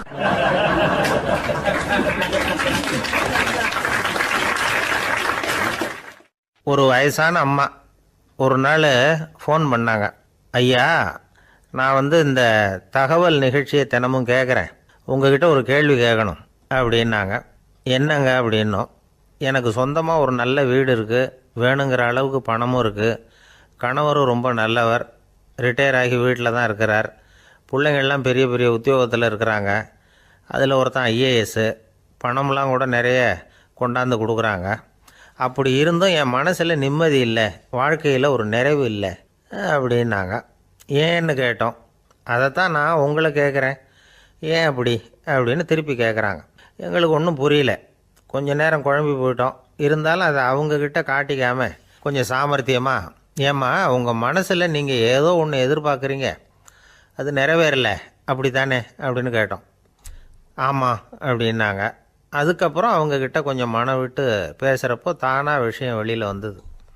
அதாவது அவங்க பிள்ளைங்க பெரிய பெரிய உத்தியோகத்தில் இருக்கிறதுனால அவசரமாக வந்து பார்த்துட்டு ஓடுறாங்களாம். ஆசையாக அம்மான்னு கூப்பிட்டுக்கிட்டு கிட்ட உட்காந்து கொஞ்ச நேரமாவது என்கிட்ட பேசினா தானே என் மனசு கொஞ்சம் நிம்மதியாக இருக்கும். அது அவங்களுக்கு தெரிய மாட்டேங்குதே அப்படிங்கிறாங்க. இதுதான் அவங்களுடைய ஏக்கம். இந்த ஏக்கம் அந்த தாயின் மனசில் இருந்துக்கிட்டு இருக்குது. இப்படி மகனுடைய அன்புக்காக மட்டுமே ஏங்குற தாய்மார்கள் பல பேர் இருக்கிறாங்க இந்த உலகத்தில். இதை நினைக்கிறப்போ ஒரு வெளிநாட்டு நாடோடி கதை ஞாபகத்தில் வருது. அதாவது கடவுள் படைப்பு தொழிலில் ரொம்ப மும்முரமாக ஈடுபட்டுக்கிட்டு இருந்தாராம். மீன்களை படைச்சாராம், பறவைகளை படைச்சாராம், விலங்குகளை படைச்சாராம். அவருக்கு திருப்தி ஏற்படலை. அதுக்கப்புறம் மனிதர்களை படைச்சிருக்கிறார். அப்பவும் அவருக்கு மன நிறைவு ஏற்படலையாம். கடைசியாக தன்னுடைய சக்தி முழுசையும் பயன்படுத்தி குறையே இல்லாத அளவுக்கு ஒரு படைப்பை உருவாக்கினாராம். அந்த உன்னதமான ஒரு படைப்பு அதுதான் பெண், அதாவது தாய். இப்படி உருவாக்கி எல்லாரையும் இந்த உலகத்தில் விட்டுவிட்டாராம். அதுக்கப்புறம் கொஞ்ச காலம் கழித்து தன்னுடைய தேவியை அழைச்சிக்கிட்டு இந்த பூலோகத்துக்கு வந்திருக்கிறார். தன்னுடைய குறையில்லாத படைப்பாகிய பெண்ணை பார்த்தாராம். ஏம்மா உனக்கு இன்னும் ஏதாவது குறை இருந்தால் சொல்லு, அதையும் நிவர்த்தி பண்ணி விடுறேன் அப்படின்னாராம். அந்த அம்மா பார்த்துருக்காங்க. சுவாமி, எனக்கு நீங்கள் கொடுத்துருக்கிறது 2 கை. என்னுடைய பிள்ளைகளுக்கு சேவை செய்கிறதுக்கு இந்த 2 கை பத்தலை. அதனால் இன்னும் ஒரு 2 கை கொடுத்தா தேவலை அப்படின்னாங்களாம். கடவுள் பார்த்தார். அதனால் என்ன, அப்படியே செஞ்சு விடலாம், இதோ அதுக்கான வரம் கொடுத்துட்டேன் அப்படின்னார். அந்த அம்மாவுக்கு இப்போ 4 கை ஆகிட்டுது. 4 கையாலேயும் குழந்தைகளுக்கு சேவை செய்ய ஆரம்பிச்சுட்டாங்க. கடவுள் திருப்தியாக திரும்பி போனார். அதுக்கப்புறம் கொஞ்ச காலம் கழித்து மறுபடியும் திரும்பி வந்தார் தேவியோட. பெண்ணை பார்த்தார். இப்போ என்னம்மா சந்தோஷந்தானே அப்படின்னாராம். அதுக்கு அந்த அம்மா சந்தோஷந்தான், இருந்தாலும் இப்போ எனக்கு இருக்கிற 2 காலும் போதில்லை, இன்னும் ஒரு 2 கால் இருந்தால் தேவையில்லை, நிறைய ஓடி ஆடி பிள்ளைகளுக்காக வேலை செய்ய வேண்டியிருக்குது அப்படின்னாங்களாம். சரின்னு சொல்லி 4 கால் இருக்கிறது மாதிரி செஞ்சுட்டு போயிட்டார் கடவுள். மறுபடியும் கொஞ்ச நாள் கழித்து தேவி சொன்னாங்க கடவுள்கிட்ட, நீங்கள் என்ன தான் முயற்சி பண்ணினாலும் முழுமையான ஒரு படைப்பை உங்களால் உருவாக்க முடியாது, அப்படி தான் நான் நினைக்கிறேன் அப்படின்னாங்களாம். அப்படியா சொல்கிறேன், வா அந்த பொண்ணை பார்த்துட்டு வருவோம் அப்படின்னு புறப்பட்டு இங்கே வந்தாங்களாம். இங்கே பார்த்தா 4 கால் 4 கையோடு அந்த பொண்ணு ஒரு செவுத்தில் சாஞ்சி உட்காந்து அழுதுகிட்டு இருக்குது. இப்போ தேவி அந்த பொண்ணை சுட்டி காட்டி கடவுள்கிட்ட கேட்டாங்களாம், ஏங்க நீங்கள் அந்த பொண்ணுக்கு கையை கொடுத்தீங்க, காலை கொடுத்தீங்க, சரி, அந்த கண்ணீரையும் எதுக்காக கொடுத்தீங்க அப்படின்னு கேட்டாங்களாம். அதுக்கு கடவுள் சொன்னாராம், கையை கொடுத்தது நான் தான், காலை கொடுத்தது நான் தான், ஆனால் அந்த கண்ணீரை கொடுத்தது நான் இல்லை, அதை கொடுத்தது அந்த அம்மாவோட பிள்ளைங்க அப்படின்னாராம். இன்றைக்கும் அப்படித்தான் பல பிள்ளைங்க அவங்க அம்மாவுக்கு கண்ணீரை தான் கொடுத்துக்கிட்டு இருக்கிறாங்க. அம்மாவை மதிக்கிற பிள்ளைங்க தான் இன்றைக்கி நல்லபடியாக இருக்கிறாங்கங்கிறது அவங்களுக்கு தெரியறதில்ல. இந்த காலத்து பிள்ளையாண்டான் ஒருத்தன் அவங்க அம்மாக்கிட்டேயும் நல்ல பிள்ளையாக நடந்துக்குவான், மனைவிக்கிட்டேயும் நல்ல கணவனாக நடந்துக்குவான், ரொம்ப சாமர்த்தியம். ஒரு நாள் அவங்ககிட்ட கேட்டாங்க, ஏன்பா உங்கள் அம்மாவும் உன் மனைவியும் சண்டை போட்டுக்கிட்டா நீ எந்த பக்கம் அப்படின்னாங்களாம். வீட்டுக்கு வெளிப்பக்கம் அப்படின்னானா அவன்.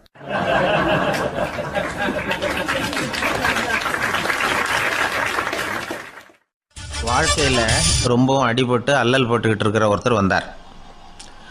மனசு ரொம்பவும் நொந்து போய் பேசினார். இந்த உலகத்தில் மனுஷனாக பிறந்ததை விட மாடாக பிறந்திருக்கலாம் சார் அப்படின்னார். திடீர்னு என்கிட்ட இப்படி சொன்னால் அதுக்கு நான் என்னங்க பண்ண முடியும் அப்படின்னேன். உங்ககிட்ட வரணும்னு தோணுச்சு, அதனால் வந்தேன் அப்படின்னார். சரிங்க, இப்படி ஒரு யோசனை வந்ததுக்கு என்ன காரணம் அப்படின்னு சொல்லி அவர்கிட்ட கேட்டேன். அதுக்கு அவர் சொன்னார், என் பையனுக்கு வேலை தேடுறேன் கிடைக்கல, பொண்ணுக்கு மாப்பிள்ளை தேடுறேன் கிடைக்கல, வீடு கட்டுறதுக்கு கடன் கேட்குறேன் கிடைக்கல, மாடாக பிறந்திருந்தா இது மாதிரி கவலையெல்லாம் கிடையாதுல்ல, பேசாமல் வைக்கோலை தின்னுக்கிட்டு அசை போட்டுக்கிட்டே கடந்து விடலாமே அப்படின்னார் அலட்சியமாக.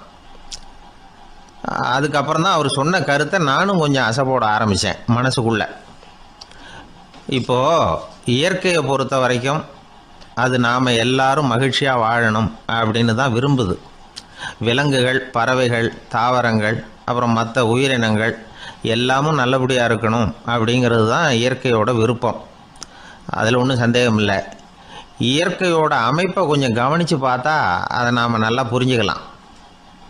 இருந்தாலும் இந்த ஆள் சொன்னதை கேட்ட பிறகு தான் ஒரு முக்கியமான வேறுபாடு புரிஞ்சுது. அதாவது இந்த உலகத்தில் உள்ள முக்கியமான பிரச்சனைகள் 6. அந்த 6 பிரச்சனைகளும் ஆடு மாடுகளுக்கு கிடையாது, மரம் செடி கொடிகளுக்கு கிடையாது. ஆனால் மனுஷன் அந்த 6 பிரச்சனைகளையும் சந்திக்க வேண்டியிருக்கு. சரி, அந்த 6 பிரச்சனைகள் என்னென்ன தெரியுமா? முதல்ல இந்த ஆடு மாடுலாம் நமக்குன்னு சொந்தமாக ஒரு வீடு இல்லையே அப்படின்னு கவலைப்பட்டுக்கிட்டு இருக்கிறதில்ல. ஆனால் மனிதனுக்கு வீடு தேவைப்படுது. இது ஒரு வித்தியாசம். இப்போ 2வது பிரச்சனை என்னென்னா ஆடை பிரச்சனை. ஒரு கோழியோ சேவலோ நாம் போட்டுக்கிறதுக்கு ஒரு சட்டை இல்லையே அப்படின்னு கவலைப்படுறதில்ல. ஆனால் மனுஷனுக்கு அந்த கவலை உண்டு. சரி, இப்போ 3வது என்னன்னு பார்த்தா கல்வி பிரச்சனை. ஒரு பசுமாடு கவலையோடு நின்றுக்கிட்டு இருக்கு அப்படின்னு வச்சுக்குவோம். நீங்கள் அதுக்கிட்ட போய் ஏன் பசுமாடை கவலையோடு நின்றுக்கிட்டு இருக்கிற அப்படின்னு கேட்குறீங்க. என் கண்ணுக்குட்டிக்கு எல்கேஜியில் இடம் கிடைக்கல, டொனேஷன் கொடுக்கறதுக்கு கையில் பணமும் கிடையாது, சிபாரிசுக்கு யாரை பிடிக்கிறதுன்னு தெரியல, இப்படியா சொல்லிகிட்டு இருக்கோம். அதுக்கு அந்த கவலையெல்லாம் கிடையாது. ஆனால் மனிதனுக்கு அந்த கவலை உண்டு. 4வது என்னன்னு பார்த்தீங்கன்னா வேலை வாய்ப்பு பிரச்சனை. வேலை கிடைக்கலையே அப்படின்னு வேப்ப மரம் கவலைப்படுறதில்ல, ஆனால் மனுஷன் கவலைப்படுறான். 5வது என்னன்னு பார்த்தா கல்யாண பிரச்சனை. எருமை மாடு பசுமாடு எல்லாம் பொண்ணுக்கு மாப்பிள்ளை தேடிட்டாலே இது பேப்பரில் மணமகன் தேவை அப்படின்னு விளம்பரமாக கொடுக்குது, அதெல்லாம் கிடையாது. 6வது என்னன்னு பார்த்தீங்கன்னா பணம் சம்பந்தமான பிரச்சனை. ஆடு மாடுலாம் பணத்தை சேமிக்கணும்னோ ஏதாவது நிதி நிறுவனத்தில் முதலீடு பண்ணணும்னோ நினச்சிக்கிட்டு இருக்கிறதில்ல. பணத்தை எப்படி காப்பாற்றுறது அப்படிங்கிற கவலையும் அதுகளுக்கு கிடையாது. குதிரை குளம்போடு பிறக்குது, அதனால் அது காடு மேடெல்லாம் கவலை இல்லாமல் தெரியலாம். ஆடு உடம்பில் ரோமத்தோடு பிறக்குது, அதனால் அது குளிரை பற்றி கவலைப்பட வேண்டிய அவசியம் இல்லை. ஆனால் மனுஷனை பார்த்திங்கன்னா அவன் தான் ஒன்றும் இல்லாமல் பிறக்கிறான். ஏன் இந்த பாகுபாடு அப்படின்னு கேட்டால் இதை பற்றி கொஞ்சம் சிந்திச்சு பார்க்கணும். அதாவது இந்த சந்தேகத்தை ஒரு பெரியவர்கிட்டையும் கேட்டேன். அவர் சொன்னார் இதுக்கு பதில். அவர் இதே கேள்வியை இயற்கை கிட்ட கேட்டாராம். இயற்கை பதில் சொல்லிச்சான். வேறு யாருக்கும் கொடுக்காத ஒரு வலுவான கருவியை, ஒரு பவர்ஃபுல் வெப்பன் மனுஷனுக்கு கொடுத்துருக்குறேனே, அந்த கருவியை உபயோகப்படுத்தி அந்த 6 பிரச்சனையை மட்டும் இல்லை 6 கோடி பிரச்சனைகள் இருந்தாலும் அதையெல்லாம் சமாளிக்கலாம். அது கருவி என்ன தெரியுமா? அதுதான் 6வது அறிவு. அதை உபயோகப்படுத்தினா காலுக்கு செருப்பு தயார் பண்ணிக்கலாம், குளிருக்கு போர்வை தயார் பண்ணிக்கலாம், என்ன வேணும்னாலும் செய்யலாம் அப்படின்னு இயற்கை பதில் சொல்லிச்சான். அதனால் நாம் செய்ய வேண்டியது என்னென்னா இயற்கையை முதல்ல சரியாக புரிஞ்சுக்கணும். இயற்கையின் படைப்பையே நாம் சரியாக புரிஞ்சுக்கிறது இல்லையா, அதுதான் வேதனை. இந்த கதையை கேளுங்க. இப்போ நகரத்திலேருந்து ஒரு ஆள் கிராமத்துக்கு வந்தான். அங்கே ஒரு சிறுவன் மாடு மேய்ச்சிக்கிட்டு இருந்தான். நகரத்து ஆள் சொன்னான், எவ்வளோ அழகான பசு, அது சரி இதுக்கெல்லாம் ஏன் கொம்பு இல்லைன்னா. இதுக்கு அந்த பையன் பதில் சொன்னான், பசுமாட்டுக்கு கொம்பு இல்லாததுக்கு பல காரணங்கள் உண்டு. கண்ணுக்குட்டியாக இருந்தால் கொம்பு இருக்காது, பசு வளர்ந்து பெருசானதுக்கு அப்புறம் தான் கொம்பு முளைக்கும், இது ஒரு காரணம். சில சமயம் வளர்கிற கொம்பை எடுத்து விடுறது உண்டு, அது ஒரு காரணம். ஆனால் இதுக்கு ஏன் கொம்பு இல்லைன்னு கேட்குறீங்க, அதுக்கு என்ன காரணம்னா இது பசு இல்லை குதிரை அப்படின்னானா.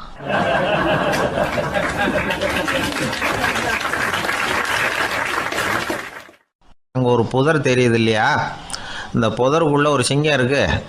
அந்த பக்கமாக நான் போகிறப்போ வர்றப்போலாம் அது என்கிட்ட ஒம்பு வளர்க்குது, தகராறு செய்யுது, என் மேலே பாயுது, என்னை தாக்குது, ஏன்னு தெரியல அப்படின்னுது. இதை கேட்டதும் அந்த குரங்கு சொல்லிச்சு, இனிமேல் கவலைப்படாத, இந்த தடவை நான் உன்னை காப்பாற்றுறேன்னுது. அதுக்கப்புறம் ஒரு நாள் அந்த குரங்கும் கழுதியும் அந்த புதர் பக்கமாக போய்கிட்டு இருந்தாங்க. எதிர்பார்த்தது மாதிரியே நடந்தது. அந்த சிங்கம் எதிரில் வந்தது, கழுதியை பார்த்தது, உடனே அது மேலே பாய ஆரம்பிச்சுட்டுது. அவ்வளவுதான். உடனே இந்த குரங்கு என்ன பண்ணிச்சு தெரியுமா, கிடுகிடுன்னு ஒரு மரத்து மேலே ஏறி உட்காந்துக்கிட்டுது. அங்கே உட்காந்துக்கிட்டு கீழே அந்த கழுதியும் சிங்கமும் போடுற சண்டையை வேடிக்கை பார்க்க ஆரம்பிச்சுட்டுது. கொஞ்ச நேரம் கழித்து அடிபட்ட காயத்தோடு அந்த கழுதை மெதுவாக நடந்து வந்தது.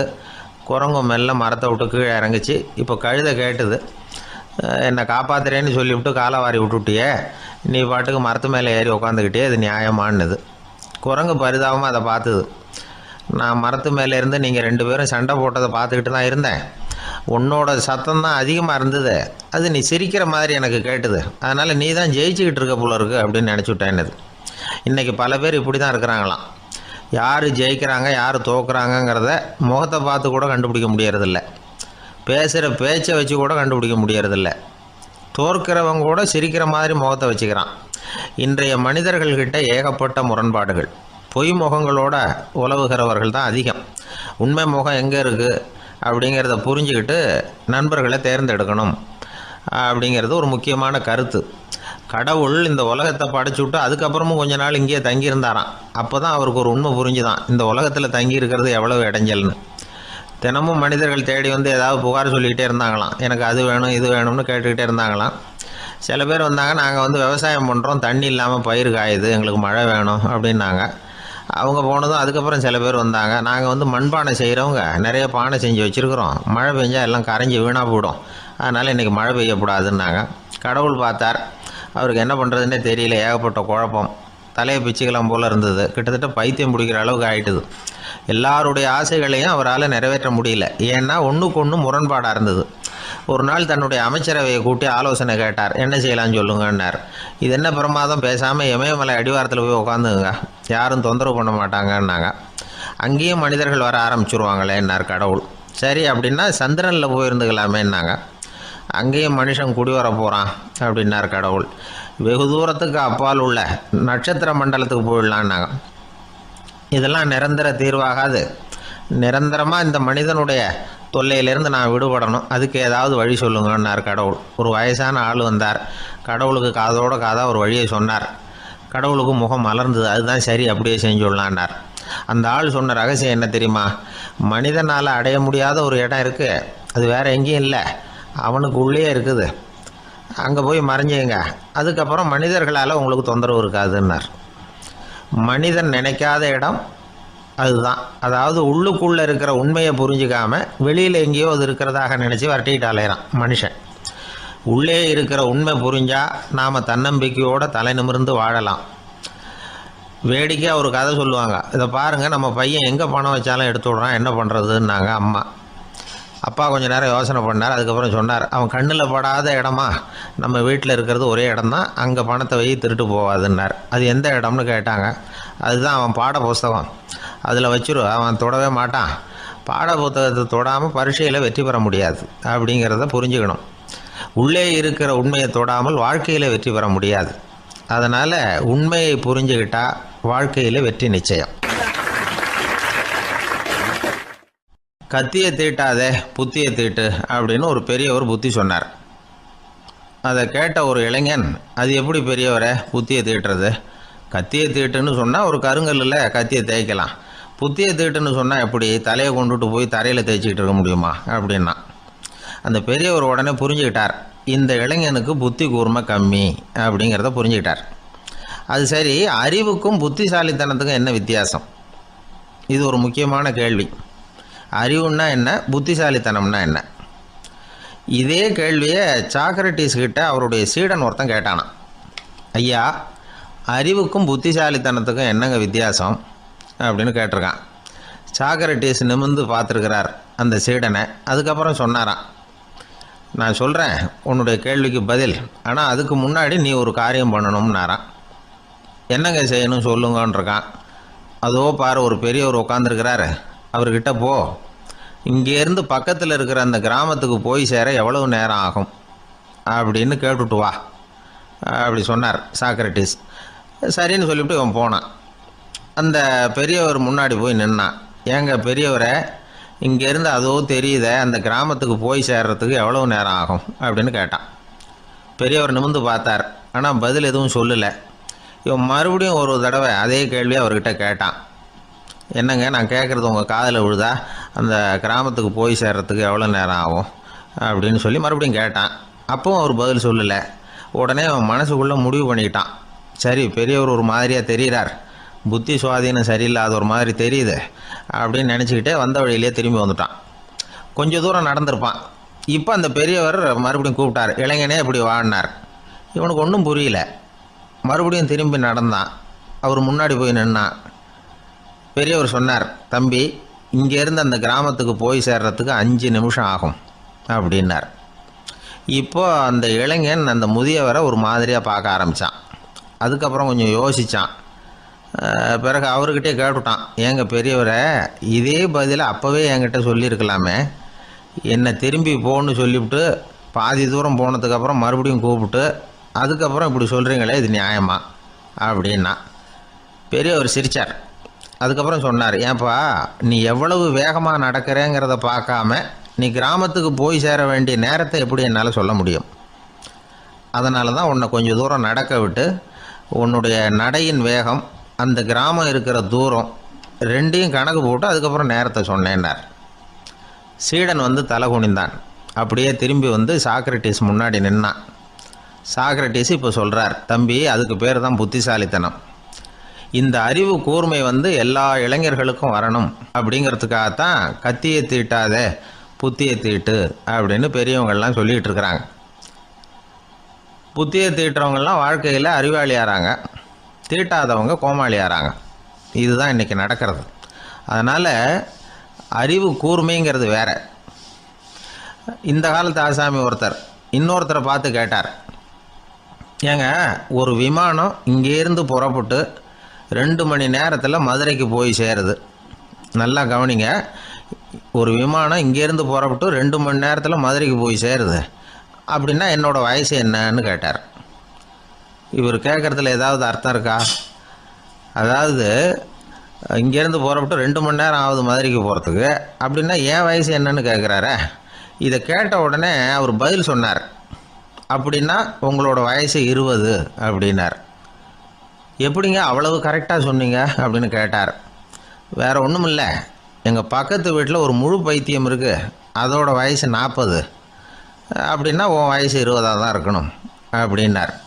அரை பைத்தியம்னு முடிவு பண்ணிக்கிட்டார். அதனால் வாழ்க்கையில் அறிவு கூர்மைங்கிறது ரொம்ப அவசியம். அந்த புத்திசாலித்தனம் இருக்கிறவங்க வாழ்க்கையில் வெற்றி பெறுவது நிச்சயம். சாலை ஓரமாக அழுதுகிட்டு உட்காந்துருந்தான்.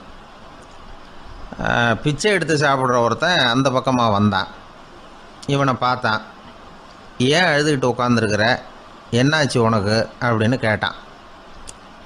அதுக்கு இவன் சொன்னான், என்கிட்ட ஒன்றுமே இல்லை, நான் இந்த உலகத்தில் இருந்து என்ன பிரயோஜனம், அதனால தான் அழுதுகிட்டு இருக்கிறேன் அப்படின்னா. உன்கிட்ட மறைஞ்சிருக்கிற புதையல் என் கண்ணுக்கு நல்லா தெரியுது, அது உனக்கு புரியல, அதனால தான் அழுதுகிட்டு இருக்கிற அப்படின்னா. என்னது புதையல் இருக்குதா, உன் கண்ணுக்கு தெரியுதா அப்படின்னு கேட்டான். ஆமாம் எனக்கு தெரியுது, அந்த புதையலை நீ விற்கிறதுக்கு தயாராக இருக்கிறியா அப்படின்னு கேட்டான் இவன். இதை கேட்டதும் அந்த இளைஞனுக்கு ரொம்ப ஆச்சரியமாக போச்சு. என்னது இப்படி கேட்குறானே அப்படின்னு.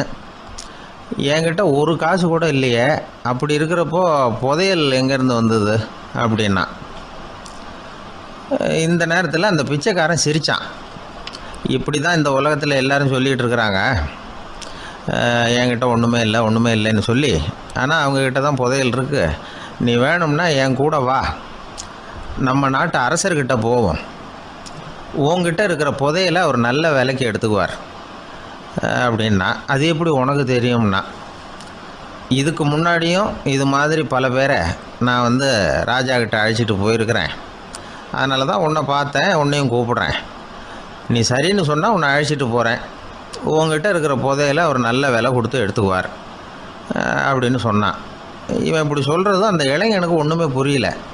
இது என்னது இந்த ஆள் இப்படி சொல்லிக்கிட்டு இருக்கிறான், நம்மக்கிட்ட என்ன இருக்குது, அதுவும் இல்லாமல் இவனே பிச்சை எடுத்து சாப்பிட்டுக்கிட்டு இருக்கிறான், இவன் போய் நம்மளை ராஜா கிட்ட அழைச்சிட்டு போகிறதா போகிறேங்கிறானே என்ன அப்படின்னு சொல்லி அவன் யோசனை பண்ணான். என்ன யோசிக்கிற, உனக்கு பணம் வேணும்னா என்னோட வா அப்படின்னா.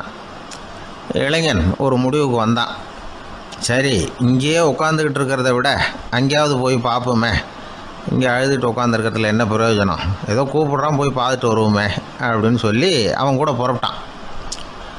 பிச்சைக்காரன் முன்னாடி போயிட்டே இருக்கிறான், இந்த இளைஞன் பின்னாடி நடந்து போயிட்டுருக்கான். 2 பேரும் அரண்மனையை நோக்கி போகிறாங்க. பாதி வழி போயிருப்பாங்க. வழியில் அந்த பிச்சைக்காரன் சொன்னான், இதை பாரு, முன்னாடியே சில விஷயங்களை நாம் பேசிக்க வேண்டியிருக்கு, சரியாக தெளிவாக முடிவு எடுத்துக்கிட்டு அதுக்கப்புறம் ராஜாக்கிட்ட போகணும்.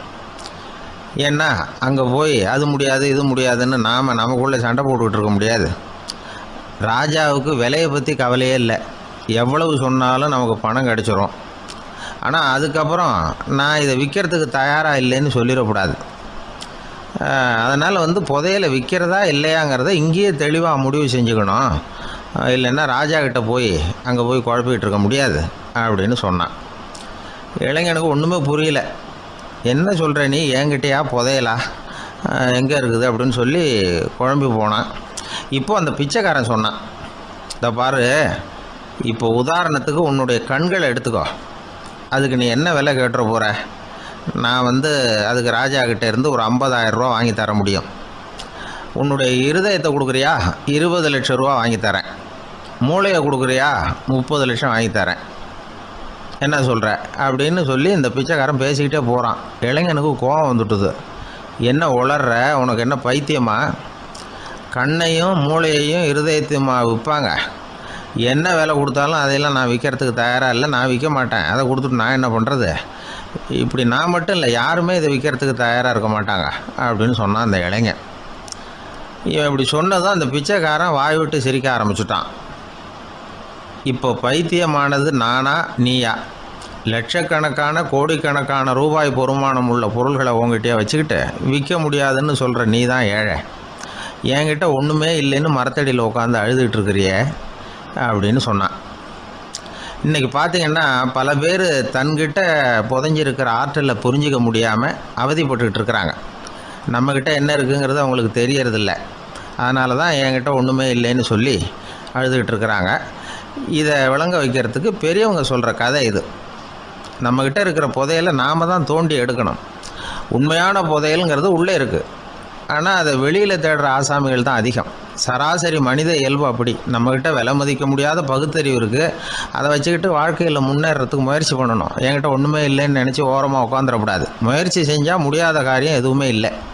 ஒரு ரயில்வே ஸ்டேஷன் பக்கம் வெளியில் ஒரு டாக்ஸி நின்றுட்டு இருந்தது. அந்த பக்கமாக வந்த ஒருத்தர் டாக்ஸி டிரைவரை பார்த்து சொன்னார், ஐயா, உங்கள் வண்டியில் பின் சீட்டில் ஒரு மணி பர்ஸு கிடக்கு, யாரோ மறந்து விட்டுட்டு போயிருக்கிறாங்க அப்படின்னாரு. இல்லை இல்லை, அது காலி பர்ஸு தான், நான் தான் அதை அங்கே போட்டு வச்சுருக்கிறேன்னார் டிரைவர். ஏன்னு கேட்டார் அவர். இதுக்கு டிரைவர் சொன்னார், அதை பார்க்குற யாராவது அதை எடுத்துக்கலாம்ங்கிற ஆசையிலையாவது சவாரிக்கு வருவாங்க, அதுக்காக தான் போட்டு வச்சுருக்கிறேன் அப்படின்னார்.